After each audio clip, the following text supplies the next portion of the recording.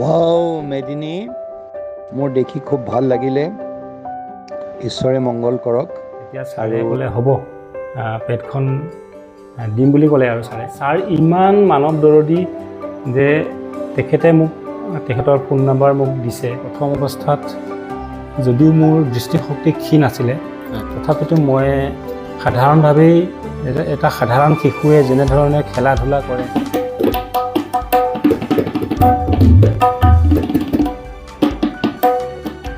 বাছনি টেষ্ট পৰীক্ষা হয়, টেষ্ট পৰীক্ষা দি থকাৰ মাজতেই মোৰ মানে দৃষ্টিশক্তি হেৰাইছিলে।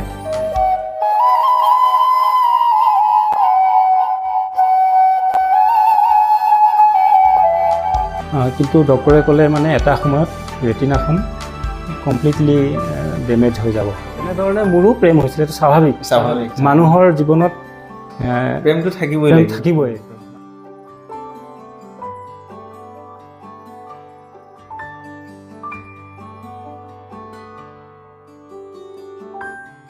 মোক ঘৰত মই দৃষ্টিহীন বুলি আপোনালোকে ভাবিবই নোৱাৰিব, মই এনেকৈ ঘৰত ঘূৰিব পাৰোঁ।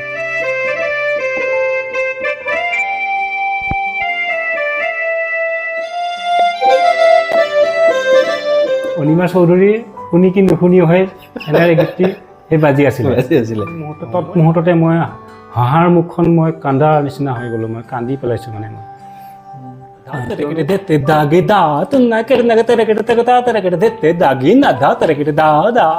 চক্ৰধাৰ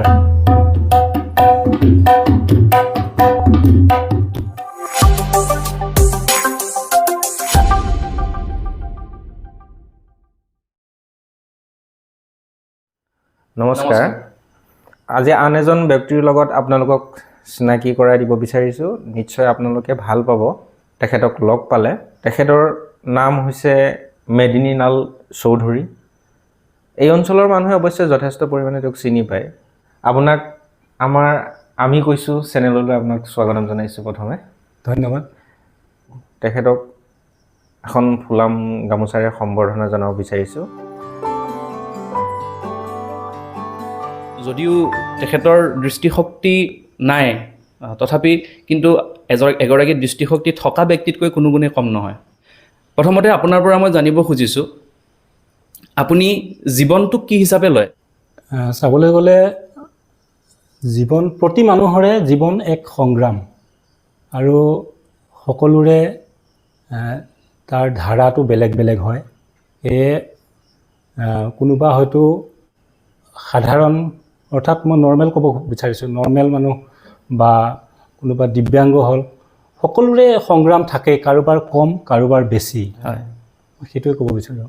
হয়, আপুনি প্ৰত্যেকগৰাকী মানুহৰ বাবে মই ভাবোঁ প্ৰত্যেকগৰাকী মানুহে, কোনোবা দৃষ্টিশক্তি বা দিব্যাংগ হওক নহওক তেনেকুৱা কোনো কথা নাই, আপুনি প্ৰত্যেকগৰাকী মানুহৰ কাৰণে এগৰাকী প্ৰেৰণাৰ উৎস বুলি মই ভাবোঁ। আপুনি সংগীতৰ যাত্ৰাটো কেনেকৈ আৰম্ভ কৰিছিলে বাৰু? সংগীত এনেকুৱা এটা বস্তু, সংগীত হ'ল ভগৱানৰ প্ৰসাদ, আৰু প্ৰেম যেনেকুৱা স্বৰ্গীয় অনুভূতি, সংগীতো ঠিক তেনেধৰণেই সৰগৰ এক অনুভূতি হয়, এক সুখ হয়। সেয়ে মই সংগীতক ভাল পাওঁ, আৰু সংগীতৰ অবিহনে থকাটো মানে মোৰ কাৰণে অসম্ভৱেই হয় আৰু। হয় হয়, আমি প্ৰথম যেতিয়া সোমাই আহিছিলোঁ, এটা খুব সুন্দৰ ধুন বাজি উঠিছিল, মনটো ভাল লাগি গৈছিলে। আমি সেই ধুনটো আকৌ এবাৰ শুনিব পাৰিম নেকি বাৰু? নিশ্চয়। মই পুলক বেনাৰ্জী গীতে মই বজাই আছিলোঁ তেতিয়া, এতিয়াও সেইটোকে বজাব খুজিছোঁ।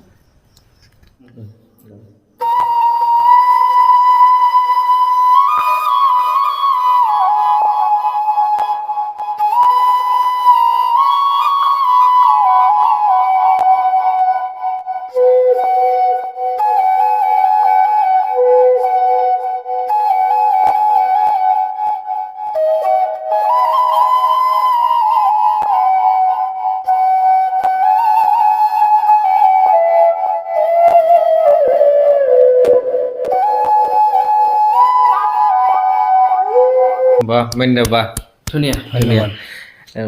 বহুত সুন্দৰ লাগিছে। বাঁহীৰ মাত শুনিলে সপোন সঁচাই আৱেগিক, মই বিশেষ আৱেগিক হৈ যাওঁ বুজিছা। হয় সঁচাকৈ বাঁহীৰ মাতটো বৰ সুন্দৰ ন? বহুত। আপোনাৰ শৈশৱ কালটোৰ বিষয়ে অকণমান ক'ব নেকি? শৈশৱকালটো মই প্ৰথম অৱস্থাত যদিও মোৰ দৃষ্টিশক্তি ক্ষীণ আছিলে, হয় তথাপিতো মই সাধাৰণভাৱেই এটা সাধাৰণ শিশুৱে যেনেধৰণে খেলা ধূলা কৰে, স্কুলত যায়, যিকোনো মানে শিশু এটাৰ যিটো তাৰ এক্টিভিটি, তেনেদৰে মোৰ শৈশৱটো আৰম্ভ হৈছিলে। আৰু মই 10ম শ্ৰেণীলৈতো মই নৰ্মেল স্কুলতেই মই পঢ়া শুনা কৰিলোঁ। হয় তাৰমানে 10ম শ্ৰেণীলৈ আপোনাৰ দৃষ্টিশক্তি হেৰুৱা নাছিলে? হেৰুৱা নাছিলে, যদিও মই এটা চকুৰে দেখিছিলোঁ, তথাপিতো মই সকলো কাম কৰিছিলোঁ, চাইকেল চলাইছিলোঁ, হয় খেলা ধূলা কৰিছিলোঁ, সাঁতুৰিছিলোঁ, সমস্ত কাম কৰিছিলোঁ আৰু ঘৰুৱা কামো কৰিছিলোঁ, পথাৰতো গৈছিলোঁ। হয় যিটো স্কুল পঢ়িছিলে, ক'ত পঢ়িছিলে আপুনি? যে নৰ্মেল স্কুলত পঢ়িছিলে যে? প্ৰাথমিক বিদ্যালয় পঢ়িছিলোঁ গাঁৱতে, আমাৰ শিমলুগুৰি গাঁৱতে থকা ঠাকুৰীয়াবুৰী প্ৰাথমিক বিদ্যালয়ত পঢ়িছিলোঁ। হয় আৰু মধ্য ইংৰাজী বিদ্যালয়ত পঢ়িছিলোঁ, হাতীবাটত পঢ়িছিলোঁ। হয় আৰু হাইস্কুল পঢ়িছিলোঁ নগাবন্ধা হাইস্কুল। হয় আপুনি তাৰ পিছত আৰু পঢ়িছিলে নেকি? মানে যেতিয়া 10ম শ্ৰেণীত পঢ়ি থকাৰ পিছত, যেতিয়া মেট্ৰিকৰ পূৰ্বে বাছনি টেষ্ট পৰীক্ষা হয়, টেষ্ট পৰীক্ষা দি থকাৰ মাজতেই মোৰ মানে দৃষ্টিশক্তি হেৰাইছিলে। তেতিয়া মই তাতেই পঢ়া সামৰিব লগা হ'ল। আৰু মেট্ৰিকৰ বাবে মই ফৰ্ম ফিল আপো কৰিছিলোঁ, কিন্তু দিব নোৱাৰিলোঁ। এতিয়া এই দৃষ্টিশক্তি যে হেৰাইছে আপোনাৰ, কিবা মেডিকেল ট্ৰিটমেণ্ট, ৰং ট্ৰিটমেণ্ট হৈছে বা মেডিচিনৰ কিবা ৰিয়েকশ্যন, নে নৰ্মেলি নিজে নিজে তেনেকুৱা হৈছে? আচলতে মোৰ চকুৰ যিটো সমস্যা, সেইটো মানে মায়'পিয়া বুলি কয়, যিটো দূৰৰ বস্তুবিলাক নেদেখোঁ, ওচৰৰ পৰা চাব লগা হয়। মই আগতে যদিও দৃষ্টিবান স্কুলতে পঢ়িছিলোঁ, তাত মানে আখৰবিলাক খুব চকুৰ ওচৰত লৈ চাব লগা হৈছিল। যেতিয়া নেকি ৰেটিনা ডিছপ্লেছ হোৱা বুলি ক'লে ডক্টৰে, তাৰপিছতহে ৰেটিনা ডিছপ্লেছৰ যিটো অপাৰেশ্যন হয় সেইটো কৰা হৈছিলে। সেইটো অপাৰেশ্যন কৰাৰ পিছত মই কমেও 1.5 বছৰমান মই পুনৰ দৃষ্টিশক্তি ঘূৰাই পাইছিলোঁ। কিন্তু ডক্টৰে ক'লে মানে এটা সময়ত ৰেটিনাখন কমপ্লিটলি ডেমেজ হৈ যাব। সেইটোৱে হ'ল আৰু ডক্টৰে কোৱা কথাটোৱে হ'ল। গতিকে এতিয়া ৰেটিনা যেতিয়া ডেমেজ হৈ যায় আৰু তাৰ ওপৰত চিকিৎসা হোৱাটো মানে অসম্ভৱ হয়। আপুনি শৈশৱ কাল পাৰ কৰি যিটো মানুহে যৌৱন পায় বুলি কয় নহয় জানো, সেই সময়ত কিবা প্ৰেম হৈছিলে নেকি আপোনাৰ? প্ৰেমটো সকলোৰে জীৱনতে হয়। কোনোবাই হয়তো খুলি কয়, কোনোবাই নকয়, কোনোবাৰ কাৰোবাৰ একপক্ষীয় হয়, বিভিন্ন ধৰণৰ প্ৰেম হয়। তেনেধৰণে মোৰো প্ৰেম হৈছিলে, এইটো স্বাভাৱিক। মানুহৰ জীৱনত প্ৰেমটো থাকিবই। মানুহৰ মন মগজুৰ কথা, কাৰোবাক ভাল লাগিব পাৰে, প্ৰেম থাকিবই। তেনেকৈ প্ৰেম হৈছিলে, নোহোৱা বুলি নকওঁ। এটা গান শুনিব বিচাৰিম আপোনাৰ পৰা, এটা গান শুনিব বিচাৰিম। মোৰ প্ৰিয় গায়ক হ'ল পুলক বেনাৰ্জী। প্ৰিয় গায়ক হয়, পুলক বেনাৰ্জীৰে এটি গীত গাব খুজিছোঁ। তুমি অনেক কথা গোপনে ৰাখিলা মোক, আজি দূৰৰ পৰাই জনাবানে এটিবাৰ, মঞ্চ হঠাতে ভাঙি দিলা, কিয় ভাল পোৱা ভাওনা, তুমি অনেক কথা গোপনে ৰাখিলা মোক, তুমি গতিৰ সতে বিৰতিৰ কলতান তুমি গুপুতে শুনালা জীৱনৰ যত গান তুমি গতিৰ সতে বিৰতিৰ কলতান তুমি গুপুতে শুনালা জীৱনৰ যত গান সেই গান যদি গোৱা নহয়ে আৰু শেষ গান যদি গোৱা নহয়ে আৰু স্বৰলিপি মাথো লিখি যাবা তেনেকা ধুনীয়া। কণ্ঠও বহুত যথেষ্ট সুন্দৰ নহয়, অপূৰ্ব। ধন্যবাদ, অপূৰ্ব ধন্যবাদ। নহয়? তাৰমানে ভগৱানে যদিও তেওঁৰ পৰা এটা শক্তি কাঢ়ি লৈ গৈছে, কিন্তু এটা অসাধাৰণ শক্তি কিন্তু দি থৈ গৈছে। নিজকে দিব্যাংগ নিচিনা লাগিছে। হয় হয় আচলতে মেৰিন্দা দিব্যাংগ বুলি ক'ব মন নাযায়। হয়। চৰকাৰীভাৱে আপুনি কিবা সকাহ আপোনাক দিছেনে বাৰু আজি পৰ্যন্ত? কেতিয়াবা পাইছেনে? চৰকাৰীভাৱে পাবলৈ হ'লে যিটো অৰুণোদয়ৰ যিটো 1250 টকা মাহিলী দিয়ে, হয়। সেইটো পাইছিলোঁ। আগতে যিটো দিব্যাংগ পেঞ্চন আঁচনি আছিলে, হয় তাৰ এইটো ৰিপ্লেচ কৰি ইয়াক অৰুণোদয় আঁচনিলৈ অনা হ'ল, সেইটো পাই থাকোঁ। তাৰ পিছত আৰু অন্য তেনেকুৱা সা সুবিধা পোৱা নাই। মেৰিন্দা, তেতিয়া বাঁহীবিলাক দেখি মোৰ মনটো নৰল, গতিকে বাঁহী শুনিবলৈ মন গ'ল, গান শুনিবলৈ মন গ'ল, কিন্তু আমাৰ কথা অলপ আধৰুৱা হৈ গ'ল। শিক্ষাখিনি আপোনাৰ মেট্ৰিকৰ পিছত সেইখিনিৰ পৰা অকণমান আপোনাৰ আৰু ক'ব থাকিল। হয়, যেতিয়া মই নগাবান্ধা হাইস্কুলৰ টেষ্ট পৰীক্ষা পাছ কৰিলোঁ, কিন্তু মই মেট্ৰিক দিব নোৱাৰিলোঁ। তাৰপিছত মই ঘৰতেই 8 বছৰমান ঘৰতে থাকিলোঁ। তেতিয়া মোৰ মনত এনেকুৱা এটা ভাৱ আছিলে, দৃষ্টিহীন বিদ্যালয়ৰ কথা জানো, কিন্তু তাত সম্পূৰ্ণভাৱে দৃষ্টিহীন লোকসকলে থাকে, মোৰ তেনে এটা ধাৰণা আছিলে। কিন্তু অনুসন্ধান কৰি গম পালোঁ, যিসকল আংশিকভাৱে দৃষ্টিহীন তেওঁলোকেও থাকে। কিন্তু মই যে নাজানিছিলোঁ, সেইকাৰণে মই ব্ৰহ্মপুৰ অন্ধ বিদ্যালয়ত মই যোৱা নাছিলোঁ। পলমকৈ হ'লেও মই তাত যোগাযোগ কৰি স্কুলত গ'লোঁ, আৰু তাত ব্ৰেইল পদ্ধতিৰে, তাৰমানে ব্ৰেইল যিখিনি আখৰ আমাৰ দৃষ্টিহীনসকলৰ লিখন পঠন যি পদ্ধতি, ব্ৰেইল পদ্ধতি, সেইখিনি শিকিবলৈ মোক অলপ সময় লাগিছিলে, 2-3 মাহমান সময় লাগিছিলে। আৰু সেইখিনি শিকিবৰ বাবে মই আকৌ পুনৰ তাত ক্লাছ 8ৰ পৰা পঢ়িব লগা হৈছিল। মই তাৰ পৰাই মেট্ৰিক পাছ কৰিলোঁ। হায়াৰ ছেকেণ্ডেৰীৰ পৰা তাৰ ওপৰত উচ্চ শিক্ষা পাবৰ বাবে মই দিল্লীলৈ গৈছিলোঁ।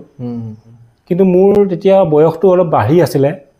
সেই বয়সটো বঢ়াৰ কাৰণে তেখেতসকলে মোক তাত এডমিশ্যন দিবৰ বাবে অপাৰগ হৈছিলে। পাছত মই উপায়ন্তৰ হৈ দিল্লীতেই এটা টেকনিকেল ট্ৰেইনিং কৰিলোঁ। আমাৰ ব্লাইণ্ড ৰিলিফ এছ'চিয়েশ্যন বুলি এটা সংস্থা আছে, তাতে মই এটা টেকনিকেল ট্ৰেইনিং কৰিছিলোঁ, যিটো নেকি জেনেৰেল মেকানিকেল কম মেচিন অপাৰেটৰ, এইটো ট্ৰেড হয়। তাত মই এইটো ট্ৰেইনিং কৰি পুনৰ মই ঘৰলৈ গুচি আহিলোঁ। গম পোৱা মতে আপুনি এটা বিশেষ পদবীটো আছিলে এটা সংস্থাৰ, সেইটো বিষয়ে অকণমান কওকচোন। বৰ্তমানে মই সেই তাতে আছোঁ বাৰু, সদৌ অসম দৃষ্টিহীন উন্নয়ন পৰিষদ। এই সংগঠনটো 2016 চনতেই সংগঠিত হোৱা। এইবাৰৰ মোক সভাপতিৰ দায়িত্বত দিছে, সভাপতি হিচাপে আছোঁ আৰু। হয়, সেই সংগঠনটোৰ মূলতঃ কামবোৰ কেনেকুৱা? সংগঠনটোৰ কাম, আমাৰ যিসকল দৃষ্টিহীনে কিছু সা সুবিধা পোৱা নাই, এতিয়া আমাৰ তাত ইছ্যু হৈছে দৃষ্টিহীনসকলৰ বাবে এখন কলেজ লাগে, আমাৰ সেইটো এটা দাবী আছে। আৰু যি কম্পিউটাৰ শিক্ষা, দৃষ্টিহীনসকলৰ বাবে কম্পিউটাৰ শিক্ষাৰ আমি এটা দাবী কৰিছোঁ। আৰু ব্ৰেইল লিপিত যিহেতু আমি কিতাপ পঢ়োঁ, গতিকে আমাক অসমৰ যিমানবোৰ বিদ্যালয় আছে, দৃষ্টিহীন বিদ্যালয়, সকলোতে একোটা পুথিভঁৰাল লাগে। দৈনন্দিন জীৱনত যিবোৰ কাম কৰিব লগা হয় সেই কামবোৰ কৰাৰ ক্ষেত্ৰত আপুনি কেনেদৰে কৰে বাৰু অকণমান সেই বিষয়ে কওকচোন। আচলতে যেতিয়া এডোখৰ চিনাকি জেগাত থকা যায়, সেই চিনাকি জেগাখিনিত মানে সকলো ক'ত কি আছে ক'ত কি নাই অৰিয়েণ্টেশ্যন বুলি কয়, মনৰ যিটো দৃষ্টি ভিজুৱেলাইজেশ্যন হৈ থাকে। গতিকে তাত আমি সেইটো আইডিয়া কৰিয়ে আমি কোনো বিনা দ্বিধাৰে আমি ঘূৰি ফুৰিব পাৰোঁ। এতিয়া ঘৰত মোক আপোনালোকে যদি মোক লক্ষ্য কৰে, মোক ঘৰত মই দৃষ্টিহীন বুলি আপোনালোকে ভাবিবই নোৱাৰিব, মই এনেকৈ ঘৰত ঘূৰিব পাৰোঁ। হয়, আহি পাওঁতে গম পাইছোঁ, আহোঁতে গেটখন খুলি দিছে, মইতো আচৰিতেই। এই ক্ষেত্ৰত মানে মই দিল্লীত থাকোঁতেও এটা ট্ৰেইনিং লৈছিলোঁ, mobility orientation and mobility training লৈছিলোঁ। তাতেও আমাৰ কেনেদৰে চলা ফিৰা কৰিব পাৰি এই বিষয়ে তাত প্ৰশিক্ষণ দিয়া হয়, সেয়া আমি শিকিছিলোঁ। যিকোনো জেগাতে আমি যাব পাৰোঁ, জেগাখিনিৰ বিষয়ে আমি অৱগত হৈ তাৰ আশে পাশে কি আছে কি নাই সেইখিনি অৱগত হৈ আমি তাত চলা ফিৰা কৰিব পাৰোঁ। আজি পৰ্যন্ত আপুনি যিদৰে আগুৱাই আহিছে, আপুনিতো কোনোটো দিশতে কম নহয় বাৰু, নহয়? কোনোটো দিশতে কম নহয়। আপোনালোকে এতিয়া এই ক্ষেত্ৰত যে আপোনাক আজি পৰ্যন্ত এই ক্ষেত্ৰত আগুৱাই লৈ আহিছে, কাৰ নাম ল'ব বিচাৰিব? কোনোবা বিশেষ ব্যক্তি আছে নেকি নাম ল'ব বিচাৰিবনে ক'ৰবাৰ? প্ৰথমতে ঘৰখন আহিলে, ঘৰৰ প্ৰতিজন পৰিয়ালৰ প্ৰতিজন ব্যক্তিয়ে মোক প্ৰেৰণা যোগায় বা যিকোনো কামতে সহায় কৰে, আৰু লগতে বন্ধু বান্ধৱ সকলোৱে মোক সহায় কৰে, যিকোনো কামতে উৎসাহ উদ্দীপনা প্ৰেৰণা যোগায়। আপোনাৰ বৰ্তমান ঘৰত কোন কোন আছে বাৰু? বৰ্তমান মোৰ ঘৰত মা আছে, দাদা, বৌ আৰু দুজনী ভতিজা। এইটো পৰিয়াল আৰু এইখিনি আমাৰ ঘৰত। আমি অনুষ্ঠানটো বেছি গধুৰ হৈ গৈছেগৈ, গীত এটা শুনি লওঁ। ফেচবুকত সেইদিনাখন দেখিলোঁ, আৰু কি মোৰ গান মোৰ পেট বুলি এটা মানে কেপশ্যন দি আপুনি এটা গান দিছে, তাৰমানে আপোনাৰো নিজৰ গান আছে? মই সেই গানটোকে এবাৰ গুণগুণাব নেকি? মই এটা গীত ঠিক ষ্টুডিঅ' নহয়, হোম ছেটআপত মই ৰেকৰ্ডিং কৰিছিলোঁ। সেইটো মোৰ ৰচনা, গীতটোৰ ৰচনা মোৰেই আৰু সুৰ ময়ে কৰিছোঁ। সেই গীতটো এবাৰ গুণগুণাই দিয়ক। গীত লিখিলোঁ তোমাৰ ওঠতে, হৃদয়ৰ কথা। গীত লিখিলোঁ তোমাৰ ওঠতে, হৃদয়ৰ কথা। সুৰ ঢালিলোঁ তোমাৰ বুকুতে, প্ৰণয়ৰ গাথা, প্ৰণয়ৰ গাথা। গীত লিখিলোঁ তোমাৰ ওঠতে, হৃদয়ৰ কথা। সুন্দৰ, ধুনীয়া লাগিলে গানটো। মই এতিয়ালৈ ৰেকৰ্ডিং কৰিছোঁ এটা গানেই, কিন্তু মই কেইবাটাও গীতো লিখিছোঁ আৰু সুৰ কৰি মই থৈছোঁ, কিন্তু বিশেষ সুবিধা পোৱা নাই। গতিকে ভৱিষ্যতলৈ মই সেইকেইটা গীত ৰেকৰ্ডিং কৰাৰ কথা এটা পৰিকল্পনা কৰি থৈছোঁ। হয় হয়, যদি কোনোবাই তেখেতৰ গীত আছে, যদি বাণী বন্ধন কৰিব বিচাৰে তেখেতৰ গীতসমূহ, তেতিয়াহ'লে তেখেতে আপোনাৰ লগত সহযোগ কৰিব। আপুনি আৰু এটা বাদ্যত পাকৈত বুলি গম পাওঁ, শুনিছোঁ আৰু দেখিছোঁ আপোনাৰ ছ'চিয়েল মিডিয়াত এনে ক'ত দেখিছিলোঁ। আপুনি তবলাও খুব ভালকৈ বজাব পাৰে। এতিয়া এই তবলা ইমান সুন্দৰকৈ যে আপুনি বজাব পাৰে, কেতিয়াবা শিকিছিলেনে, প্ৰশিক্ষণ লৈছিলেনে? আচলতে মই সৰুৰে পৰাই মোৰ আঙুলিত তবলাৰ বোলবিলাকে নাচি আছিলে, আৰু যেতিয়া মই দৃষ্টিহীন হ'লত মোৰ দেউতাই এযোৰ তবলা কিনি আনি দিলে, তেতিয়া বজালোঁ। আৰু 2000 চনত মই প্ৰথম আনুষ্ঠানিকভাৱে তবলা শিকিছিলোঁ কেৱল এমাহৰ বাবে। তেনে সময়তে বৰহমপুৰ দৃষ্টিহীন বিদ্যালয়ত পঢ়িবলৈ যোৱাৰ এটা মোৰ সুবিধা আহি গ'ল আৰু তাত গৈ তাতেই মই বাকীখিনি শিকিছিলোঁ। তবলা মধ্যমা প্ৰথমা আৰু মধ্যমা তাতে মই পৰীক্ষা দিলোঁ। পৰৱৰ্তী সময়ত মই স্কুলৰ পৰা ওলাই অহাৰ পিছত নগাঁৱৰ সংগীত সমিতি তাত মই বিচাৰত পাৰ্ট 1 আৰু বিচাৰত পাৰ্ট 2টো মই কমপ্লিট কৰিছিলোঁ। তবলাযোৰ অকণমান যদি এইখিনিতে মই মোৰ গুৰুকেইজনৰ নাম মই ল'ব নিশ্চয় মোৰ প্ৰথম গুৰু হৈছে ভৰদ্বাজ ডেকা আৰু দ্বিতীয় গুৰু হৈছে প্ৰয়াত লক্ষেশ্বৰ হীৰা আৰু তৃতীয় গুৰু হৈছে নিৰ্মল কুণ্ডু। তাৰোপৰি মোৰ বন্ধু বান্ধৱৰ পৰা মই যথেষ্ট শিকিছোঁ। এতিয়া আমি তবলাৰ এটা ধুন শুনিব পাৰিম নিশ্চয়? নিশ্চয় পাৰিম। হয়।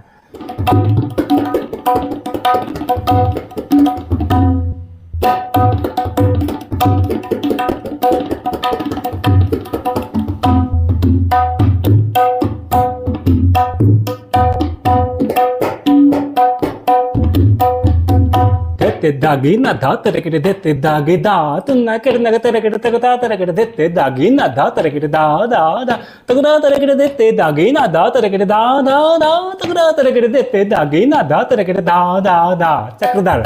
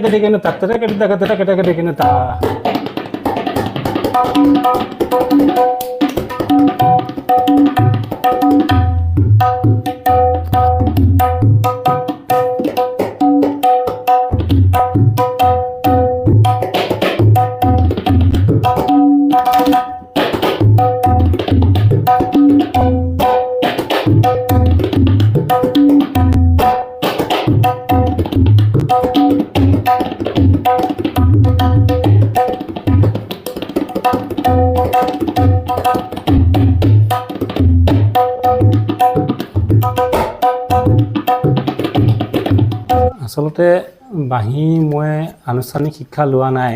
বাঁহী মোক প্ৰথমতে বাঁহীটো হাতত তুলি দিছিলে আমাৰ ঘৰতে এজন দাদা আছিলে। তেওঁ নামটো হৈছে বলোৰাম পাটৰ। তেখেতে মোক বাঁহীটো হাতত তুলি দিছিলে আৰু কোনটো বিন্ধাত কোনটো আঙুলি ৰাখিব লাগে সেইখিনি মোক শিকাই দিছিলে আৰু তেতিয়াৰ পৰা মই নিজা প্ৰচেষ্টাতে মই বজাবলৈ আৰম্ভ কৰিলোঁ।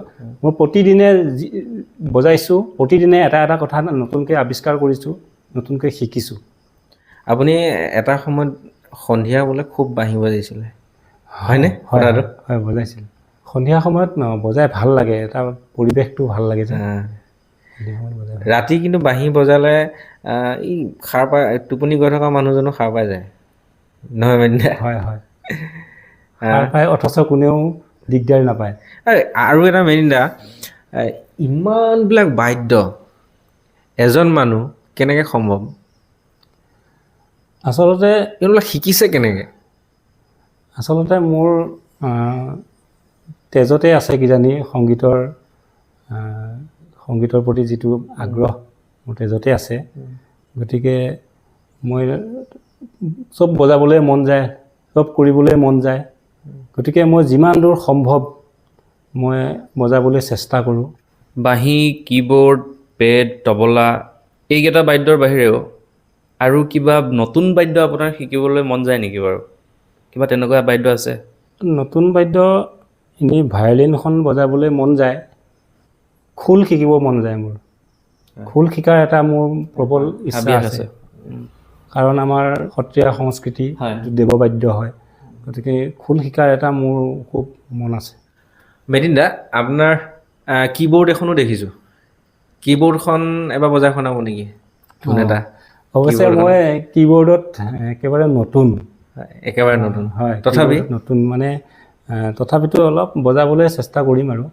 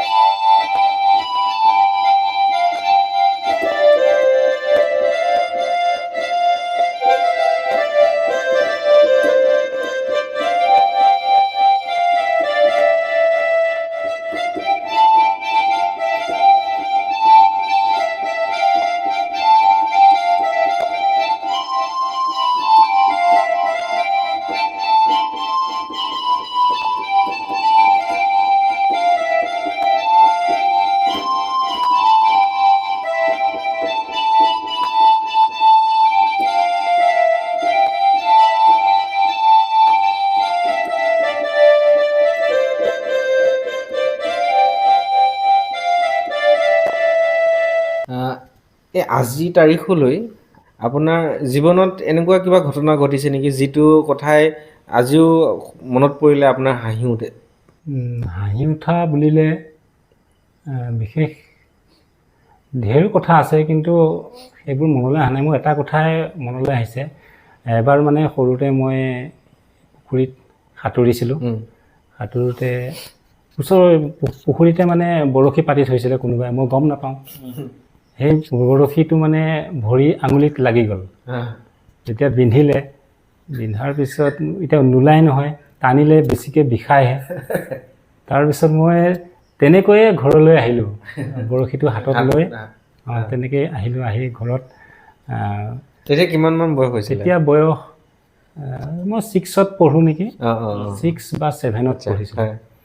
তাৰপিছত তেতিয়া দাদাই এখন ব্লেডেৰে ভৰি আঙুলিৰ পৰা সেই বৰশীটো কাটিবলৈ উলিয়ালে, কিন্তু বিষাইছিলে। সেইখিনি সময়তে ৰেডিঅ'ত আকৌ অনিমা চৌধুৰীৰ শুনি কি নুশুনি হৈ এনেৰে গীতটি সেই বাজি আছিলে। মই গীত ইমানেই ভাল পাওঁ, তেতিয়া মানে মই সেই বিষটো মই আনকি একো অনুভৱ কৰা নাছিলোঁ মানে। কিন্তু সেই গীতটো শুনিলে তাৰমানে সেই ঘটনাটো সেই গীতটি শুনিলে মোৰ আজি দিনটোলৈ আজি মই সেই মুহূৰ্তটোলৈ মনত পৰে। তেতিয়া য'ত নেকি মই চেনাই মানে কি সেই অৰ্থটো একো বুজিয়ে নাপাওঁ, তেতিয়াই ভাল লাগিছিলে। সেইটো কেতিয়াবা শুনিলে হাঁহি উঠে, মানে ভাল লাগে আৰু কিবা এটা। যদিও বিন্ধিছিলে, সেইটো কষ্ট পাইছিলোঁ, তথাপিতো ভাল লাগে আৰু। এনেকুৱা কিবা ঘটনা আছে নেকি যে যিটো কথা আপোনাৰ আজি মনত পৰিলে আৱেগিক হৈ যায়? তেনেকুৱা কিবা ঘটনা আছে নেকি? আৱেগিক হোৱা ঘটনা মানে সংগীতৰ ক্ষেত্ৰতে হয় মোৰ সেইটো। এবাৰ আমাৰ অঞ্চলৰে এখন মঞ্চত মই তবলা বজাবলৈ মই গৈছিলোঁ, আৰু তাৰ সেই গাঁৱৰ শিল্পীসকলে গীত মাত গাইছিলে আৰু কোনোবাই হয়তো নৃত্য পৰিৱেশন কৰিছিলে। অনুষ্ঠানটোত যথেষ্ট সংখ্যক দৰ্শক হৈছিলে, মণ্ডপটো দৰ্শকেৰে ভৰি পৰিছিলে।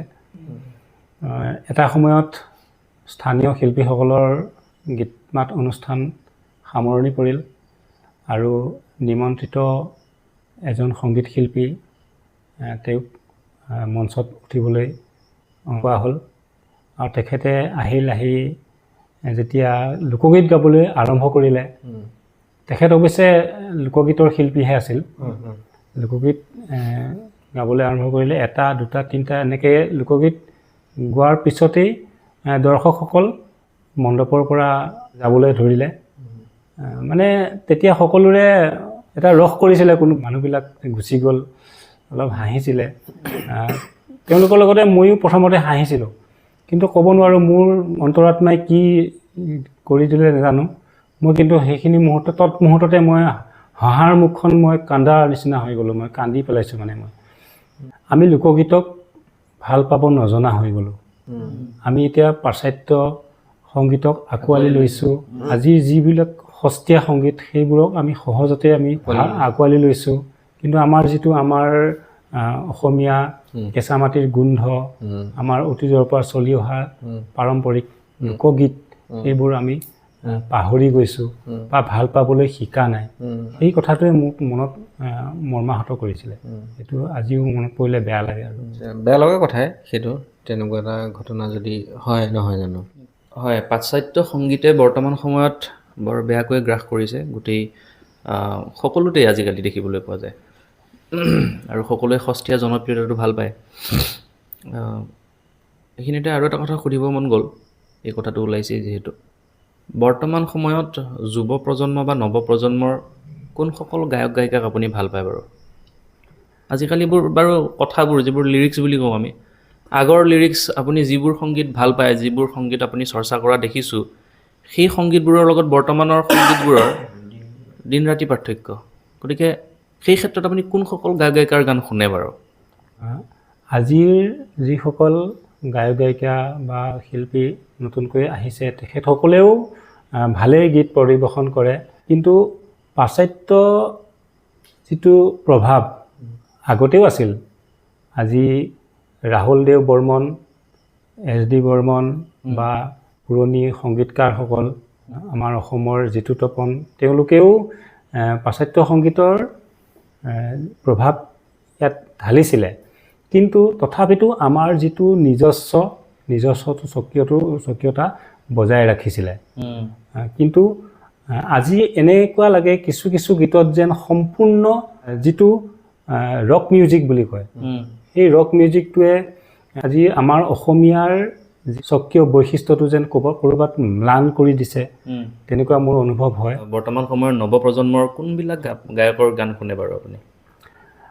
নৱপ্ৰজন্মৰ গীত এতিয়া মই অৱশ্যে বাদক হিচাপে সকলোৰে গান শুনিব লগা হয়। যেনে ধৰক ভাস্কৰ অপচুৱেল, সান্নিধ্য ভূঞা, প্ৰবীণ বৰা, তেওঁলোক বৰ্তমান সময়ত বহুত জনপ্ৰিয়। হয় হয়, সেইসকলৰ গান শুনে নেকি আপুনি? তেওঁলোকৰ গীতো শুনো। ভাস্কৰ অপচুৱেল, তাৰপিছত পবিত্ৰ বৰা আৰু শংকুৰাজ, হয় শংকুৰাজ বৰা, তৰালী শৰ্মা, হয় প্ৰবীণ বৰা, তেখেতসকলৰ গীত ভালেই লাগে। হয়, অংগৰাগ মহন্ত, হয়, সকলোৰে গীত ভাল লাগে। জুবিন গাৰ্গৰ নামটো নুশুনিলোঁ। জুবিন গাৰ্গতো এতিয়া হাৰ্ট ৰক আমাৰ সকলোৰে।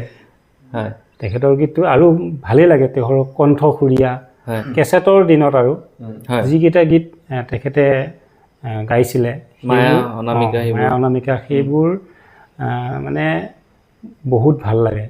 আজিকালিও ভাল লাগে, ইয়াৰো তথাপি এটা থাকে আৰু। মেইনলি আপুনি অফ কেমেৰা এটা কথা কৈছিলে যে আপোনাৰ পেটখনৰ লগত এটা কাহিনী জড়িত হৈ আছে, নহয় জানো? হয় হয়, আপুনি ক'ব নেকি দৰ্শক ৰাইজেও জানক? মই এটা অনুষ্ঠানত তবলা বজাব গৈছিলোঁ, আৰু সেই অনুষ্ঠানটোতে কীবৰ্ড, পেড, গিটাৰিষ্ট সকলোৱে আছিলে।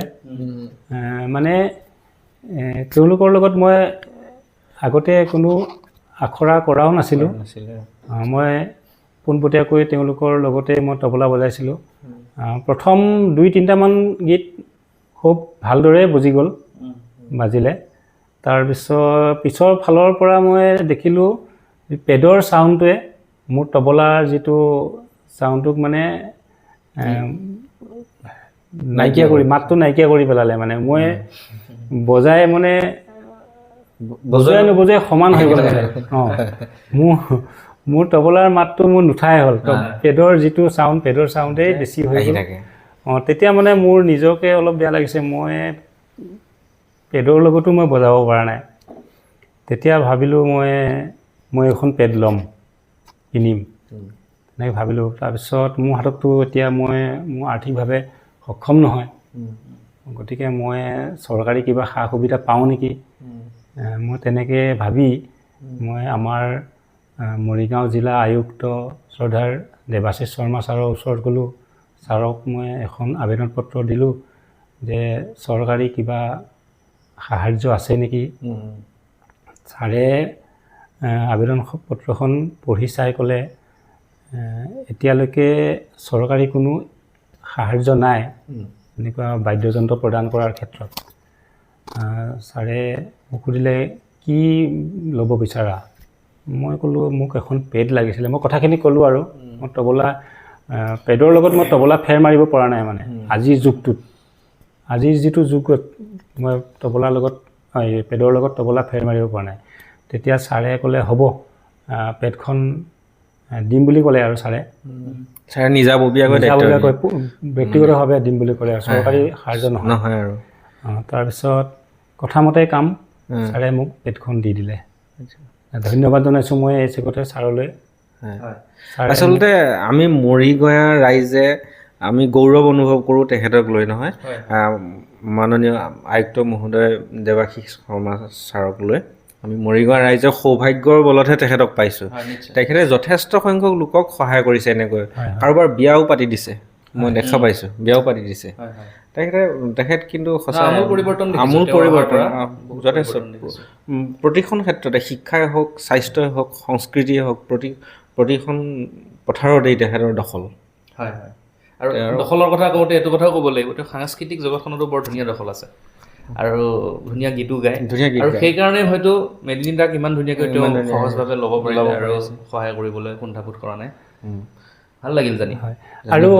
আৰু মই প্ৰথমতে মোৰ এটা ধাৰণা আছিলে DC ছাৰৰ ওচৰত গ'লে DC ছাৰে কেনেকুৱা কি ভাবে বা, কিন্তু তেনেকুৱা সম্পূৰ্ণ ওলোটা। ছাৰ ইমান মানৱ দৰদী যে তেখেতে মোক তেখেতৰ ফোন নাম্বাৰ মোক দিছে, কৈছে মাজে মাজে মোলৈ ফোনত যোগাযোগ ৰাখিবা, ফোন কথা পাতিবা। তেনেকৈ মই তেখেতৰ লগত ফোনতে কথা পাতোঁ আৰু মোৰ ভিডিঅ' যিমানবিলাক আছে মই তেখেতক শ্বেয়াৰ কৰোঁ। তেখেতে ইমান ধুনীয়াকৈ মোক উৎসাহ, উদ্দীপনা, প্ৰেৰণামূলক আশীৰ্বাদ দিয়ে। তেনেকুৱা বাৰ্তা মই আপোনালোকক শুনাবও খুজিব। নিশ্চয় আমি সেই বাৰ্তা আপোনালোকক দৰ্শকসকলকো শুনাম নিশ্চয়। ৱাও মেদিনী, মোৰ দেখি খুব ভাল লাগিলে। ঈশ্বৰে মংগল কৰক আৰু এনেধৰণে সুন্দৰকৈ তুমি বজাই যাবা আৰু আমি সুন্দৰ সুন্দৰ গান তুমি পৰিৱেশন কৰা, তুমি বজোৱা, আমি এইবিলাক শুনি থাকিম আৰু অসমৰ সকলো ৰাইজে শুনিব।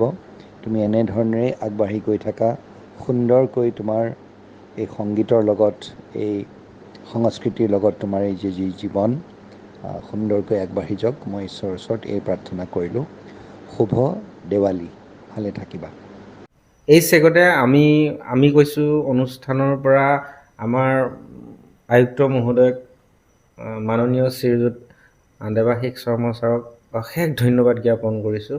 এতিয়া আপুনি যেতিয়া এটা আমাৰ আয়ুক্ত মহোদয়ৰ পৰা এটা গিফ্ট পেড পাইছে, নহয় জানো? এতিয়া পেডৰ শব্দও কিছু শুনো।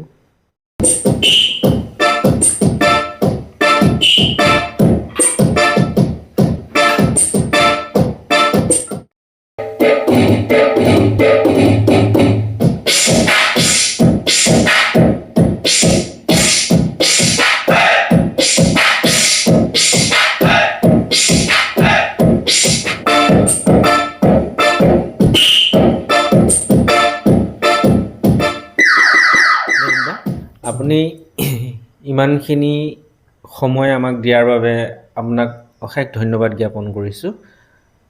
আজি আমি অনুষ্ঠানৰ শেষৰ ফাললৈ আহিলোঁ, সমাপ্ত কৰিব বিচাৰিছোঁ। আপোনাৰ সুস্বাস্থ্য কামনা কৰিছোঁ আৰু অনুষ্ঠান ইমানতে সামৰণি মাৰিছোঁ। ধন্যবাদ।